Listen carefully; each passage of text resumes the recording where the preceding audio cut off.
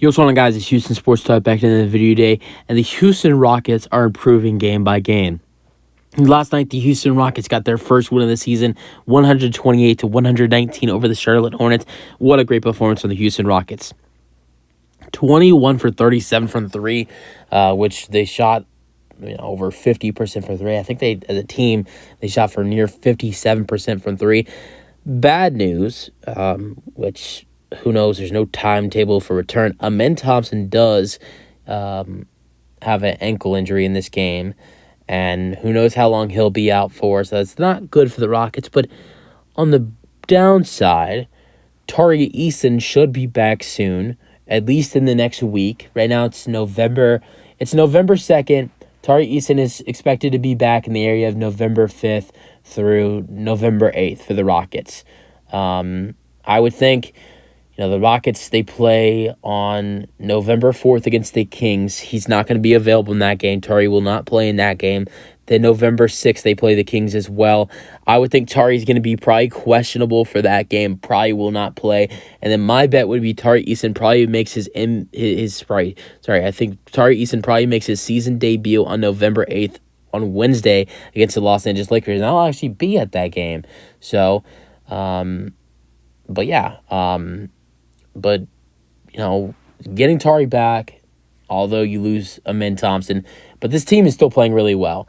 And even if Amen Thompson is out for a little bit, Aaron Holiday got some minutes when Amen Thompson went down, and Aaron Holiday looked really good. He took 2 shots, both threes, made both. Finished with 6 points, 1 assist, 1 rebound. He looked good. But getting into the more important players for the Rockets are improving every game. Look at the first 4 games of the regular season. The Orlando Magic, I don't even want to talk about that, but the Rockets showed some solid things in that first game. I mean, they showed that they can make a comeback in that game because the Rockets were down by like 16 or 17 points in the first half. They were down 11 points going into halftime. But then they made a really big third quarter run, and I think they made it like Fred VanVleet made it like with a 3-pointer, made it like 62-63, and they brought like a 17-point deficit or a 16-point deficit down to 1. Ultimately, the Rockets ended up losing by 30 in that game because after Fred VanVleet hit the 3 and the Rockets went down 1, the Magic called a timeout and made adjustments and completely kicked the Rockets' asses in that game the rest of the way. Then the next game against the Spurs, the Rockets showed some really good things offensively, although they still lost to the San Antonio Spurs in overtime, 126-122. The Rockets' mistakes are what lost them the ballgame. They turned the ball over in that game 18 times and missed 10 free throws. They had 2 game-winning free throws at the end for Jabari Smith Jr., and he missed both. And then that caused the Spurs to tie the game and send it to overtime. But Sengun looked great in that game for the Rockets. He scored 25, 14, and 7. VanVleet had 24, 8, and 12. The Rockets looked good in that game. They just couldn't get a first win of the season. And then the Warriors. This is what really made me start to think, okay, this team is starting to show improvements. They're starting to show, okay, we might be 0-3, but we're improving every game, and we're competing against good teams. The Rockets did lose by 11 points, but the Rockets were down by 16 points I think it was in the third quarter, and they made a big third quarter comeback. We're down only 6 points going into the fourth quarter, and even when the fourth quarter started, it was 81-75. And 6 minutes into the fourth quarter, with 6 minutes remaining in the fourth quarter, next thing you know, the Rockets are up 87-85. So in 6 minutes, the Warriors only scored 4 points. The Rockets showed excellent defense in that game against the Golden State Warriors. And although as a team they didn't look really good, they competed with the Warriors. They came back, and their best players didn't even do that good. Jalen was pretty solid. Fred had a terrible night, shooting 2 for 13. Sengun had 19, but wasn't on his best game. Jabari had a bad shooting night. Dylan Brooks was completely embarrassed. And besides Jae'Sean Tate having a good game, our bench didn't really do much. So to compete with the Warriors when you're dealing with that, you have your best player off the bench, Tari Eason, out, and your best players are struggling, and you're competing with the Warriors. That's where I started to think to myself, okay, this team is starting to show some really good things. Then you got the Charlotte Hornets. I know it's the Hornets, but still the Rockets looked great. They were on fire from 3. I haven't seen the Rockets shoot this well from 3 in a while. Does anybody know the last time the Rockets shot that well from three? They were terrible. They were terrible from three last year. Terrible. One of the league's worst. 2021-22 season.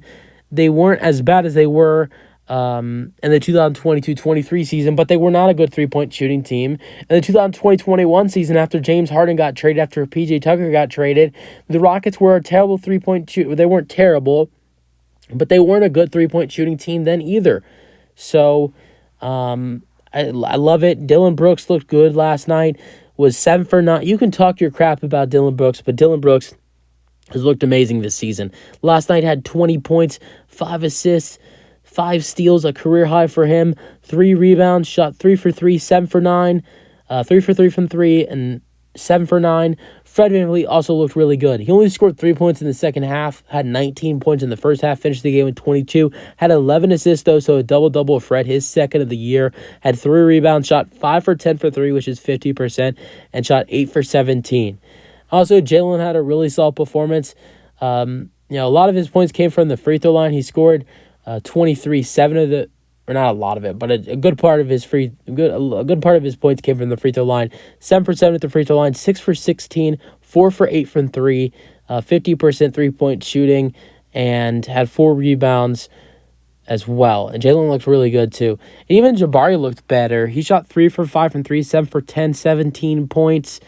And their bench looked solid too. I mean, Amin Thompson, even though he got hurt, still scored 4 points. Aaron Holiday had 6. Jock Landale had 4 and 5. Jason Tate had 4, 6, and 5. Jeff Green had 9.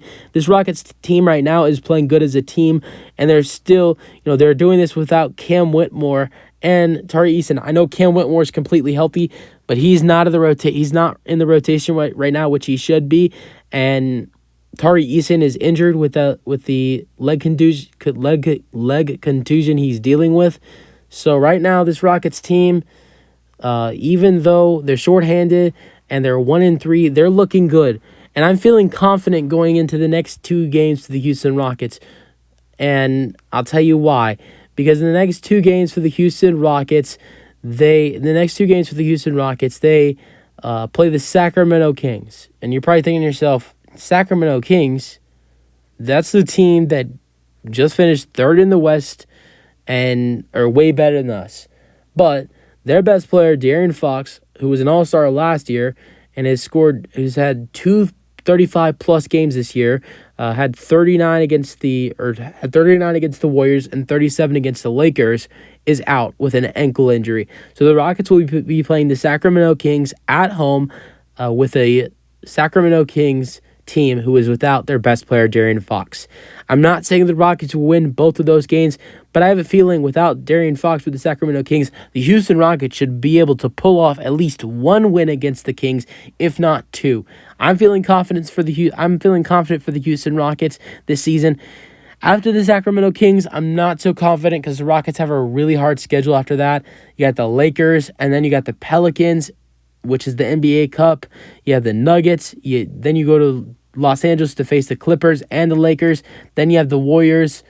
And then you have a little bit of an easier game against the Grizzlies at home. That should be a little bit easier. But then it gets harder again. The Nuggets, the Mavericks, the Nuggets, the Lakers. This is a very, very hard November schedule for the Houston Rockets. A very hard November schedule for the Houston Rockets. But if the Rockets can get their next 2 wins and finish this off with a 3-game winning streak and go to 3-3, I think that should be great for the Rockets, but then it's going to get hard against that schedule, having the Lakers, the Pelicans, the Nuggets, the Clippers, the Lakers, the Warriors, the Grizzlies, which the Grizzlies are 0-5, the Nuggets, the Mavericks, the Nuggets again, the Lakers again for the 3rd time. So, very hard schedule for the Houston Rockets in November. That's the video. Hope you guys enjoyed. Let me know your thoughts, and peace out. Go Rockets.